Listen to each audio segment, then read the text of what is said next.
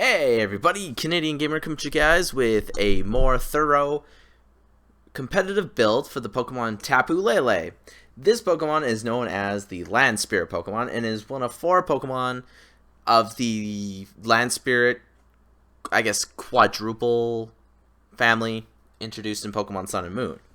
Now, this Pokemon I have been experimenting with a lot in Sun and Moon, and I find this one really good to use in the battle tree and such stuff like that. So a little bit of information. Now when you go to the battle tree, and this is a little bit of a spoiler alert, if you go to the battle tree, it's not like in Pokemon like Oris or X and Y where you go to like the battle resort and stuff and you go to the battle mason or whatever it's, yeah, battle mason, and you take on opponents for like the first 20 levels, and they have like Pokemon like Caterpie and Weedle and Magikarp, but then by like round 10 to 20 they start getting stuff like Croco Rock or Whirlipede. No, these people start off with evolved Pokemon.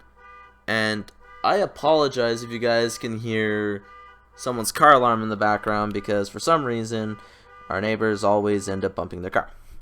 But anyways, now let's go over it. So Tapu Lele has a base HP of 80, attack of 85, defense of 75, special attack of 130, special defense of 115, and speed of 90. Now those stats are nothing to laugh at. Looking at that, you have a pretty decent Pokemon. It's a little on the slower side. Like it's not terribly slow. It's actually pretty good. And just looking at it, like, okay, so we only have 70 HP, which means, normally speaking, it can't really take much of a hit, right? But it also has pretty good special bulk, and that special attack is just phenomenal. This Pokemon will not be a physical attacker or a physical defender. Like, if you have to swap out for bug moves or for steel moves, then go ahead and do so. But this thing will be able to wall some special attacks, and it will also be able to deal off some really good special damage. Now, my preferred build for this Pokemon is to run it as an Assault Vest and use 4 attacking moves. Remember, Assault Vest does not allow you to use any moves that are not damage inflicting. Like, you cannot use Whirlwind, you cannot use Stealth Rocks, you cannot use anything like that. And unlike a lot of Pokemon who have to set up terrains, the Land Spirit Pokemon do not have to set up terrains. So you get Psychic Surge, which allows you to create Psychic terrain, which is pretty cool because it stops priority moves, so no longer does Fake Out work, Prankster not work, Accel Rock does not work, nothing like that works. It's all neutralized. And what is great about that is it also powers up Psychic type attacks. Yes, it does power up your opponents, but also powers up you and your teammates' Pokemon. Now, this build can be used for both doubles and for singles, because guess what? Psychic Surge can help out your team. And you can even turn this Pokemon into a Trick Room set Pokemon. You could like give it negative speed or whatever you want. Like, a lot of Pokemon this generation will be running the whole Trick Room set, but not this one. I am making this one an Assault Vest build. So we're going to invest 252 points in HP and 252 special attack and then 8 speed. Now, why I'm not putting it in an already decent special defense is because we need to get that HP up there. So if we boost up our HP, then we can take a special hit even more. Because remember, HP goes hand in hand with defense and special defense, so you can take a hit. And in doing so, you can survive a lot more attacks. Like, generally it can survive stuff, but I have issues using it against things like poison types. Like, Crobat is definitely an issue. If I give it the whole HP, I can survive the Sludge Bombs. Because here's a tip: a lot of Crobats and stuff on Battle Tree do not use like cross poison. They do not use the physical poison moves, so they use the special ones.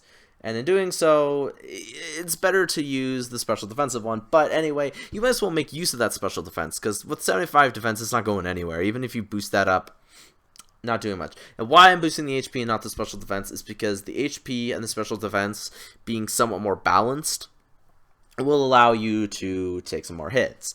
Now, I guess, and I mean physical hits too, not just special hits. You could invest, like, you could cut this down to about, like, maybe 152 in HP, and then the other 100 you could put in special defense if you really wanted to. And the special attack there is just for, you know, being able to hit hard, because this Pokemon already hits really hard, and it does get a great moveset. Like, it gets access to its level up pool isn't that great, but its TM pool is great. You get moves like Psyshock, Psychic, Ice Beam, Thunderbolt, Hidden Power, Energy Ball. So you have to kind of pick and choose. So for this build, we are running Moonblast for our Stab Fairy type attack.